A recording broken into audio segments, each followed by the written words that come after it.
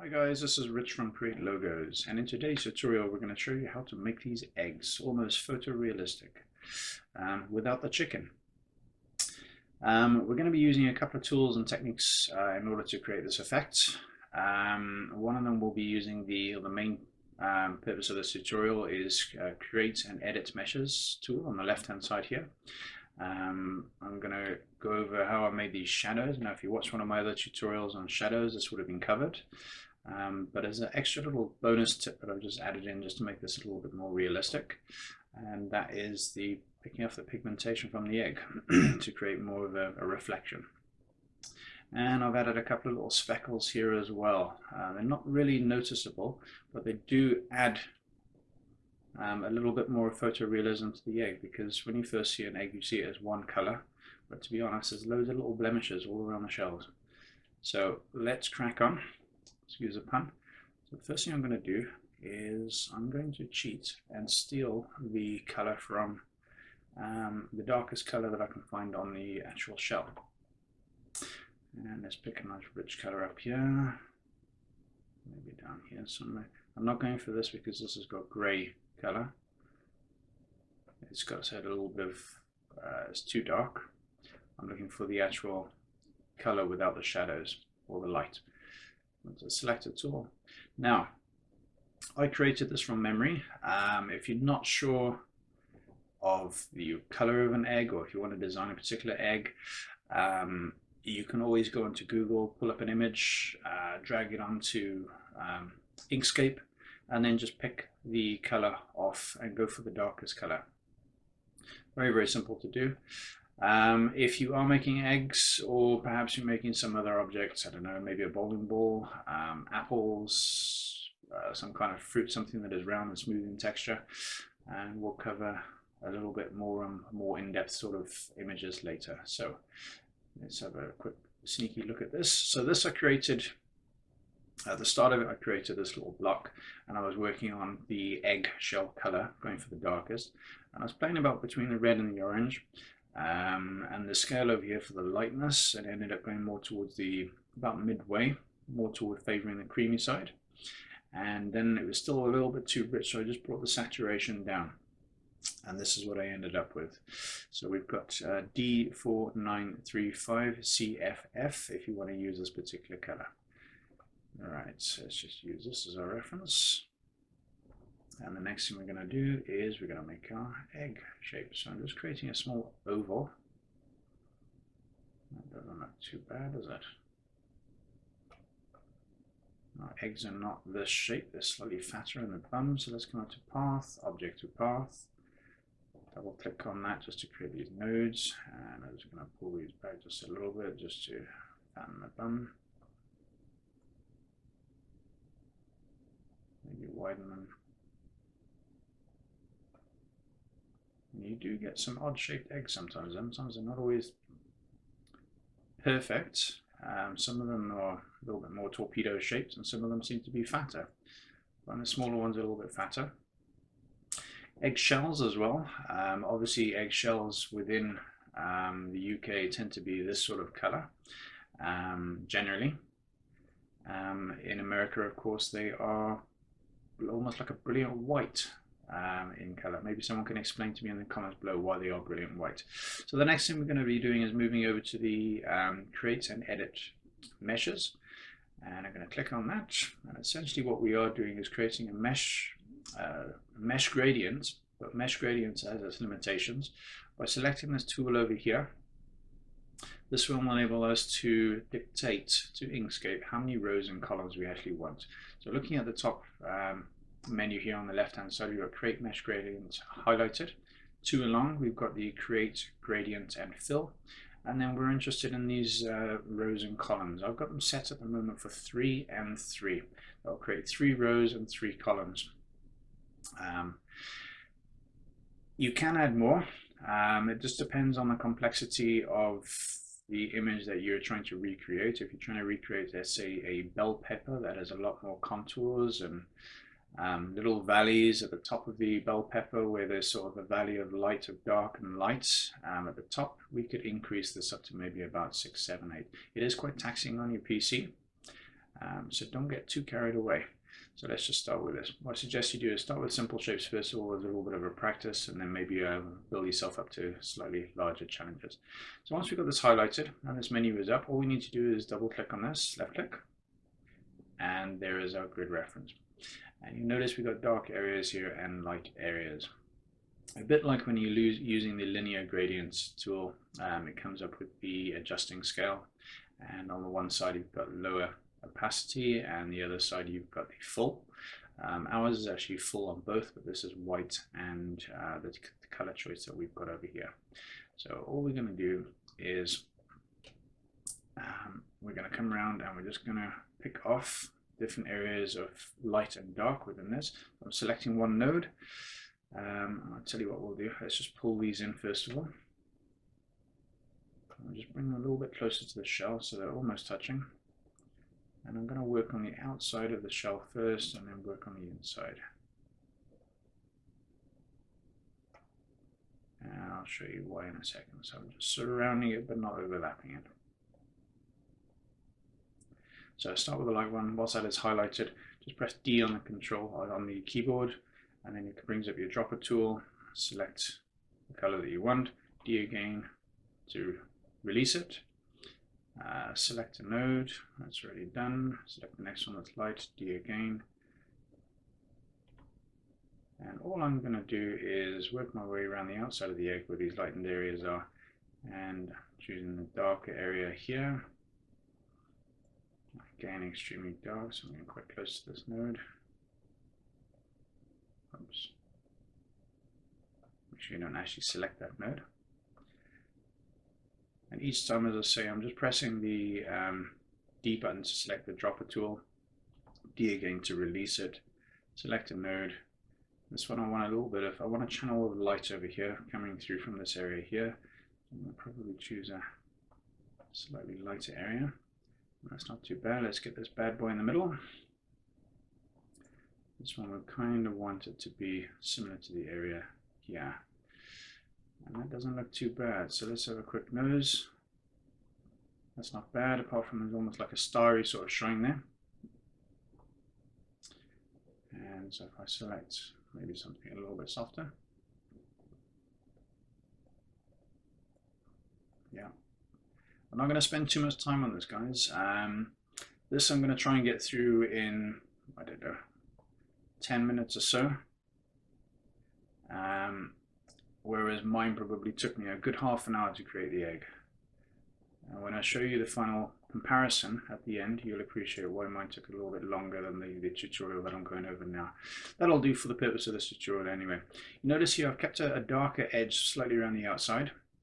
I am going to darken this bottom area here and left a channel of light here. So a little bit of light here coming through and a little bit light there. But remember, eggs are not 100% shiny. So that's saying that I'm just going to darken this a little bit more. So have a look. There we go. That's a little bit better, isn't it? Eggs don't tend to reflect that much light off them. I suppose if they're wet, yes, but no reason to wet your eggs. Right, so we've got our eggs selected over here. What we're going to now do is, again, work from the bottom up. I'm going to create another shadow.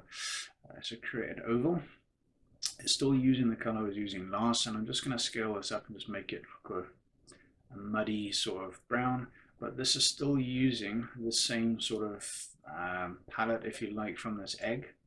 Position that there, lower it to the bottom, and this will form our shadow. Now some of you might be asking, well, why am I using the color of the egg? And that is a very good question, because in my other shadows tool, I was using blacks and grays, mainly blacks, to form shadows. But the shadow here, this is going to, light will reflect off this. Obviously it depends on the surface, but the light will reflect off and onto the surface, and some of the color will reflect too. So I'm using this color here. Now we've got a little circle, and come over to the Radial Gradient, click on that, and that forms a nice little soft glow around it. Pulls down. It doesn't look too bad. Let's make this a little bit longer just because of the nose of the egg. Maybe that's a little bit shorter. And I'm going to blur it out just a touch, just to soften the edge so it's not a hard edge. Let's have a cheeky look. Again, I'm not going to spend too much time on this. That'll do. Otherwise I could get carried away. The next thing I'm going to do is just double click on the egg, and I'm going to darken this bottom area here. So if I start with this node at the very bottom here, and I'm just going to slide this over just ever so slightly. Don't get too carried away, because if we go too far, it becomes black. And we don't want that. We just want a suggestion that there is shadow there. And you want them all kind of being even. Let's make this one a little bit darker.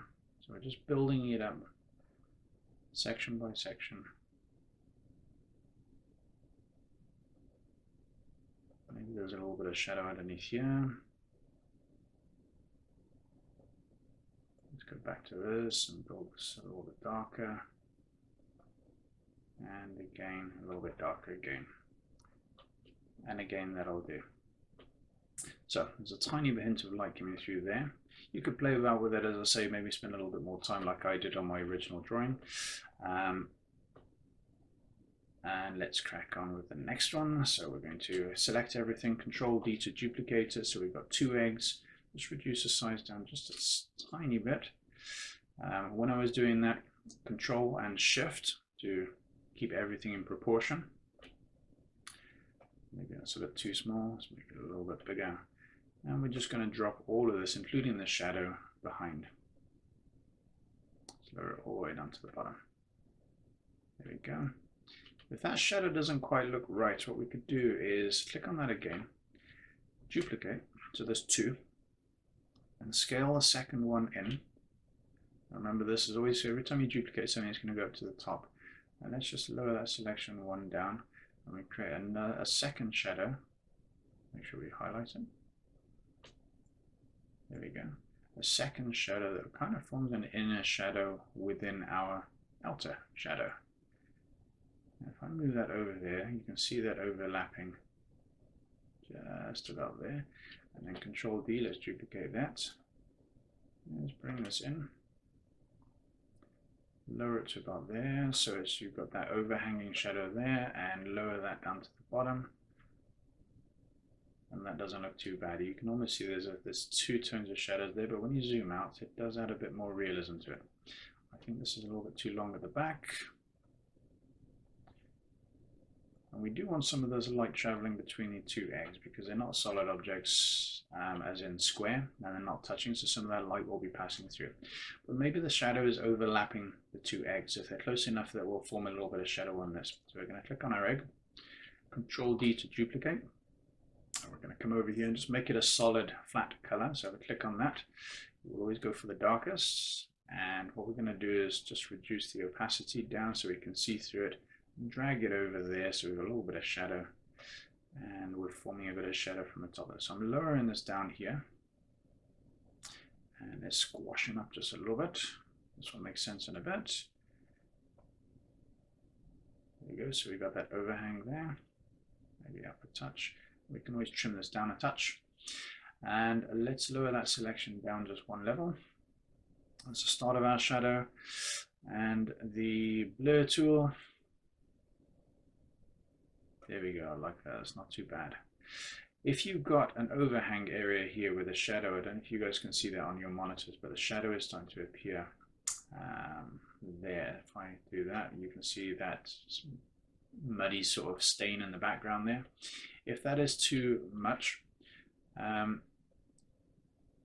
what you can always do is just trim that down just a little bit by coming over to the Bezier tool. Start from about where the 2 eggs cross. Just draw that around and roughly go all the way around the outside. Now I'm just left clicking here, just create points. And I'm going to taper in and just cut through this area here. It doesn't have to be neat. Because it's blurred out, it doesn't have to be perfect. Control and left click for last just to form that shape. Come over to the selector tool, that leaves that highlighted. And what we're going to do is pick up that shadow over there, holding shift and left click. And we've got the 2 selected. And we're going to create path and difference. So we've got the difference between the 2, leaves us that shadow. And you can see that suddenly looks really hard. It's quite harsh. So we're going to increase the blur. Maybe up to 19. Zoom out. How does that look? Doesn't look too bad. But you notice these 2 eggs don't look right sitting next to each other. All of a sudden this looks extremely light here, where this one should do because it's on the outside. So what we're going to do is double click on our second egg here, and we're just going to make that a little bit dark on the inside. And generally what we could do is make it a little bit darker all around, especially towards the base and in this little corner here where the two eggs meet. So a bit more shadow on the second egg. And maybe what we'll do is we'll lighten the top, soften the top area here. As the light is leaping over this egg here, and it's just catching the top of this egg there. And if we zoom out, you can now notice there are definitely two different eggs there. So that's starting to look pretty good. As I say, you can spend a little bit more time on this. Now there's a couple of ways to create the sort of speckled effect on eggs. If you examine an egg is usually speckled. The little sort of contours of the egg, it's like little bevels that it's got built into it, form these little darkened patches. So we're going to add a little bit of texture to the egg.